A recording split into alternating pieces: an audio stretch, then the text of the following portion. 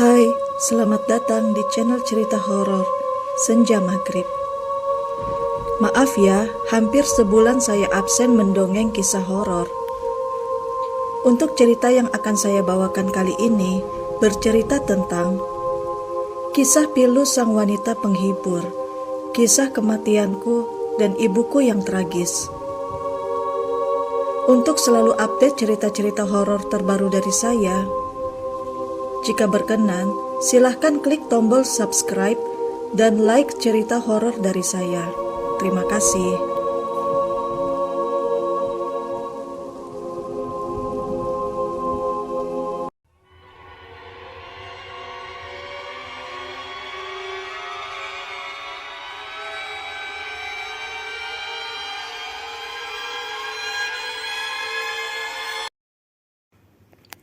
Namaku Risma. Aku anak pertama yang terlahir dari keluarga yang sederhana. Entahlah, sebutan apa yang pantas untuk diriku. Anak yatim ataukah anak haram? Perjalanan cinta ibuku penuh dengan kesedihan dan kekecewaan. Tapi yang terlebih menyakitkan adalah kisah percintaan ibuku dengan semua pria yang pernah singgah di kehidupan ibuku. Ketika mengetahui ibuku hamil, tidak satu pun mau bertanggung jawab, bahkan mau menikahi ibu. Aku dan adikku yang bernama Nadine punya ayah yang berbeda. Namun, kami saling menyayangi dan saling melindungi. Karena wejangan terakhir almarhum ibu, kalian harus saling menyayangi dan saling melindungi sampai kapanpun.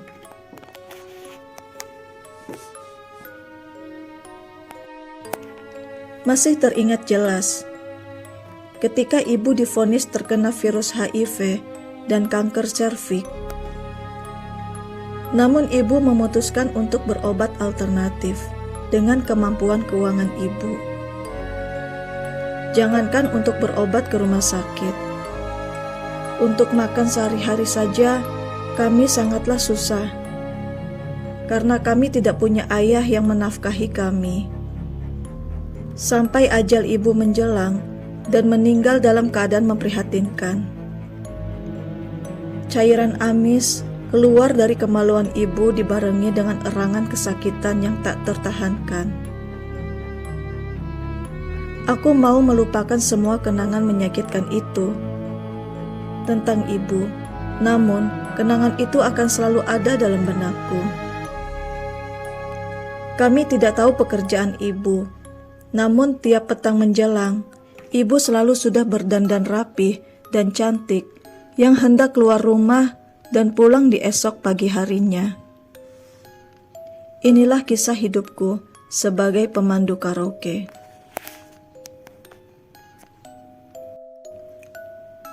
Pekerjaan pemandu lagu atau yang biasa dengan sebutan Lady Companion bisa disebut juga pekerjaan malam, atau kami yang seorang pekerja malam wanita kerap disebut dengan wanita malam. Cibiran, cacian sudah menjadi makanan sehari-hari untuk kami sebagai pemandu karaoke. Risma yang sudah lulus sekolah SMA tahun ini, dengan keteguhan hati, ia berangkat ke ibu kota untuk mencari keberuntungan dan untuk memperbaiki ekonomi keluarganya.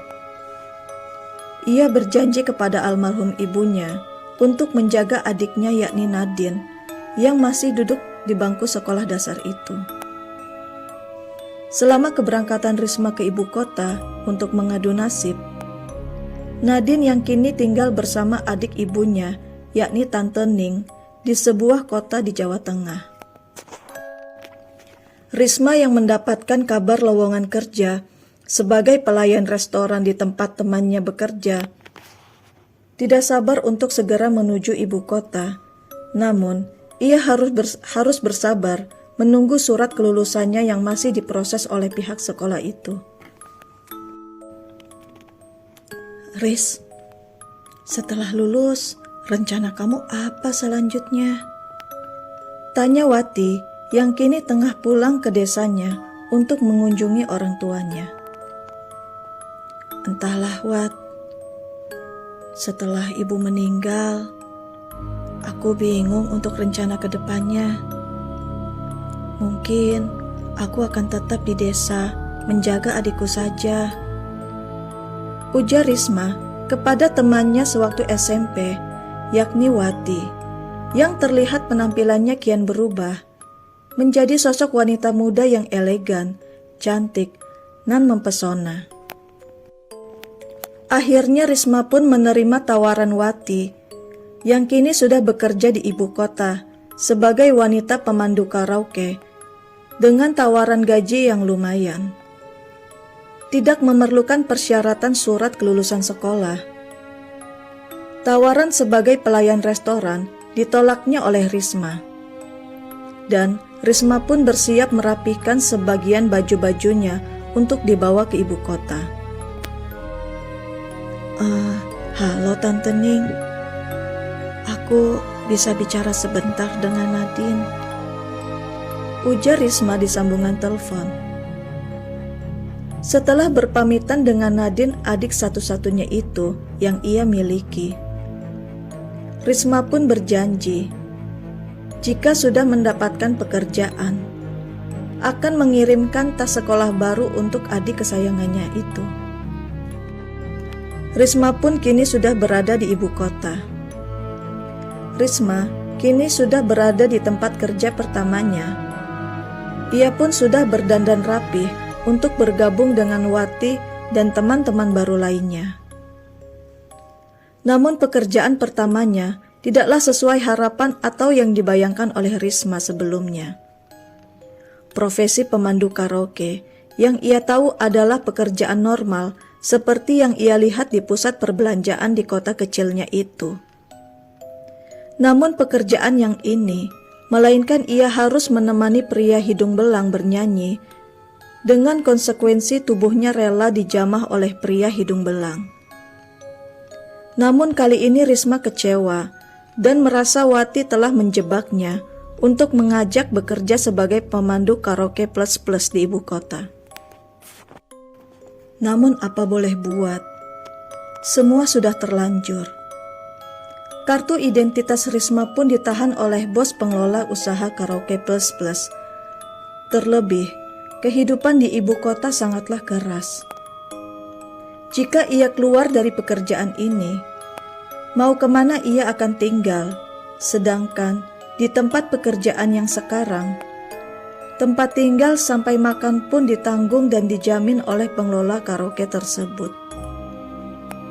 Wati pun menjelaskan jika Risma bekerja dengan sungguh-sungguh dan ramah kepada pelanggan karaoke, maka ia akan mendapatkan bonus atau uang tips yang banyak dari pelanggan, dan ia bisa menunjukkan ke orang desa bahwa ia sudah sukses di ibu kota. Sudahlah, tidak seperti yang kau pikirkan, Risma. Kau hanya menemani pelanggan bernyanyi dan sekedar minum bir saja. Setelah itu, tidak ada apa-apa lagi. Sudah, jangan takut. Ujar Wati mencoba menenangkan sahabatnya itu yang tengah marah dan kecewa kepadanya. Dan pasti kamu bisa mengirim uang ataupun hadiah buat adikmu si Nadine. Dan pasti ia bangga karena kakaknya sudah sukses di ibu kota. Bujuk Wati kepada Risma agar Risma mau memaafkannya. Cara berpikir dua sahabat ini terlihat jelas sangat berbeda. Risma yang ingin menjadi orang sukses dan membahagiakan adiknya melalui proses kerja keras dan uang yang halal. Sedangkan Wati ingin selalu mendapatkan banyak uang yang cepat dengan menjual kecantikan wajahnya dan kemolekan tubuhnya. Ibarat peribahasa, nasi sudah menjadi bubur. Risma pun terpaksa harus menjalani profesinya sebagai pemandu karaoke sekaligus menjajakan tubuhnya kepada pria hidung belang. Terlebih Risma yang memiliki paras menarik, memiliki kecantikan yang khas dan harismatik. Di antara teman-teman seprofesinya, banyak pria yang penasaran ingin berkencan dengan dirinya yang kini bak primadona di lingkungan pekerjaannya, sehingga tidak sulit untuk mendapatkan pelanggan yang ingin berkencan dengannya. Hari silih berganti.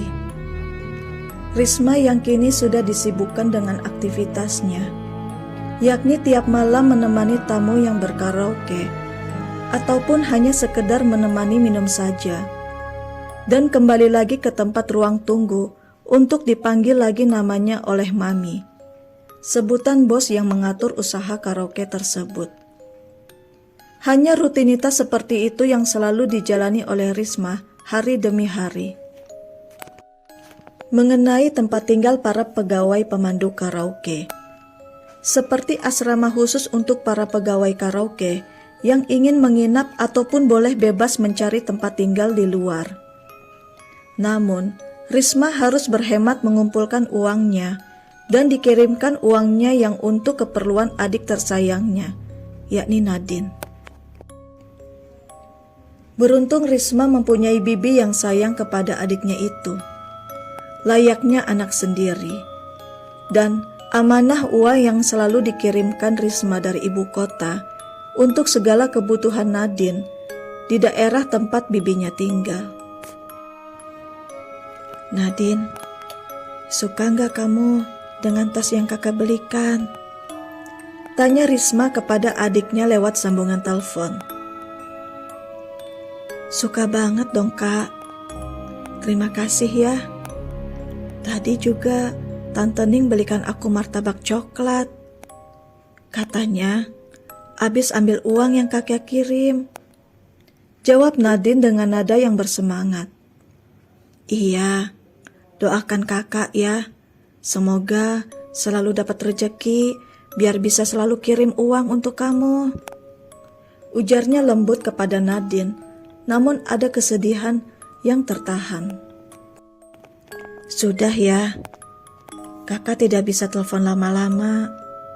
Kakak harus kerja malam ini, ujar Risma. Kak, kenapa sih kakak seperti mama waktu masih hidup? Selalu alasan sibuk kerja tiap malam. Kak, kakak nanti jadikan beli rumah. Nanti Nadine pindahkan sekolahnya di kota besar. Nadine gak sabar mau tinggal sama Kak Risma. Kakak sekarang banyak uang. Kakak udah jadi orang kaya. Pasti kakak selalu ajak jalan-jalan Nadine tiap hari. Ujar Nadine dengan nada polos. Ya sudah, kakak kerja dulu ya. Ucap Risma kepada adiknya dan langsung mematikan teleponnya. Malam ini sedikit sibuk buat Risma. Dari jam 8 sore, ia sudah harus dandan merapihkan diri guna menyambut Mas Satrio, seorang bos showroom mobil yang selalu membukingnya untuk sekedar berkaraoke ataupun bercinta satu malam. Jika pelanggan setianya yakni Mas Satrio tidak sedang mengunjunginya, Risma pun mampu melayani 3 bahkan 5 pelanggan pria hidung belang dalam satu malam. Wati sahabatnya yang kala itu selalu melihat Risma yang hampir tiap hari menerima pelanggan prianya. Wati yang selalu mengingatkan Risma agar tidak lupa meminum obat yang selalu diresepkan dokter sebelum berkencan dengan pelanggannya. Namun di satu hari, Risma yang lupa meminum obat resep dokter itu mengalami pendarahan dan sakit hebat dari kewanitaannya. Satu asrama pegawai karaoke pun dibuat panik melihat kondisi Risma kala itu, menjerit kesakitan dan langsung dilarikan ke sebuah klinik terdekat dan mendapatkan obat menghentikan pendarahan sementara. Dan untuk mengetahui penyakit yang dialami Risma diharuskan ke rumah sakit yang lebih besar untuk diuji lab darahnya dan diketahui penyakitnya. Wati yang saat itu ketakutan jika sahabatnya itu akan terjadi hal yang tidak diinginkan. Segera, Wati membawa Risma untuk diperiksa langsung ke rumah sakit setelah dari klinik. Awalnya Risma menolak, namun ia pasrah dengan bujukan Wati dan teman-teman seprofesinya itu yang ikut mengantarkan pada saat itu. Aku takut kalau apa yang aku takuti selama ini akan terjadi pada diriku atau teman-temanku. Dan semoga saja itu tidak terjadi. Lirih Wati yang terlihat resah sambil fokus menyetir mobil menuju rumah sakit. Risma yang duduk di belakang hanya menatap sayu ke depan jalan. Sedangkan kedua teman lainnya hanya terdiam dan hening yang tidak berani menyela omongan Wati yang sudah dianggap pegawai paling senior di bisnis karaoke tersebut. Aku selalu mewanti-wanti kalian agar selalu disiplin periksa diri ke dokter kelamin, agar mendapatkan obat antibiotik. Mbak Bella sebagai pengelola karaoke tidak akan memberikan asuransi kepada kita. Makanya kita sendiri yang harus peduli dengan kesehatan kita. Ujarnya dengan nada sedikit kesal, dengan Risma yang dikenal agak keras kepala itu. Tiba di rumah sakit. Dengan menunggu antrian, beberapa saat kemudian nama Risma pun dipanggil oleh seorang suster. Ditemani Wati, Risma pun mengikuti proses pemeriksaan dirinya dan tidak lama menunggu hasil uji lab darah. Akhirnya Risma divonis gejala HIV stadium 2 dan kanker serviks stadium awal. Alangkah terkejutnya Wati dan Risma mendengar diagnosa dari dokter. Mereka berdua pun kaget dan berpelukan hingga menangis bersama. Akhirnya dokter pun memberikan beberapa resep obat yang rutin harus diminum setiap hari dan diharuskannya beristirahat sementara dari aktivitas seksualnya. Hingga pada suatu sore hari yang hangat, sekitar jam 4 sore. Setelah melakukan sholat asar, Risma pun duduk santai di teras depan asrama sambil menikmati suasana sore hari. Risma, yang sudah 1 minggu mengkonsumsi resep obat-obatan dari dokter dan istirahat dari profesinya itu, kini ia merasa dirinya telah pulih dan kembali merasa segar, namun belum sepenuhnya merasa bugar. Dalam lamunannya itu, ia seolah lompat ke masa lalu, sewaktu dirinya masih sekolah. Ada ibu yang selalu sayang dan menemani hari-harinya, berharap waktu dapat diputar kembali. Risma yang bercita-cita bekerja sambil kuliah, demi mengangkat derajat ia dan adiknya, sekaligus memperbaiki nama baik ibu, yang sempat menjadi bahan gunjingan tetangga sekitarnya. Namun, harapan itu tipis bahkan sirna. Dan sampai pada akhirnya, dering handphonenya berdering membuyarkan lamunannya itu. Halo Karisma, minggu depan ada acara piknik sekolah ke Yogyakarta. Nadine mau ikut, Kak. Tapi bayarnya cukup gede, 1 juta. Ucapnya pelan dengan nada hati-hati, takut kakaknya marah. Nadine, kenapa sih gak bilang dari jauh-jauh hari? Kenapa mendadak begini? Tanya Risma dengan nada lembut kepada adiknya. Maafin aku, Kak. Nadine lupa kasih tahu. Jawab Nadine. Setelah percakapannya dengan Nadine di telepon, Risma pun bingung harus mencari uang dari mana. Sedangkan tabungannya habis untuk ia berobat selama ini. Halo Wati. Malam ini sampai beberapa hari ke depan aku bisa masuk kerja lagi ya. Soalnya aku lagi terdesak nih, lagi butuh uang cepat, ujar Risma dari balik teleponnya. Apa? Apa kamu sudah gila, Ris? Kamu itu baru sembuh. Kamu itu terkena kanker serviks dan gejala HIV. Kamu harus pulih dahulu. Sayangi badan kamu, Riz. Ujar Wati dengan nada kesal dan khawatir itu.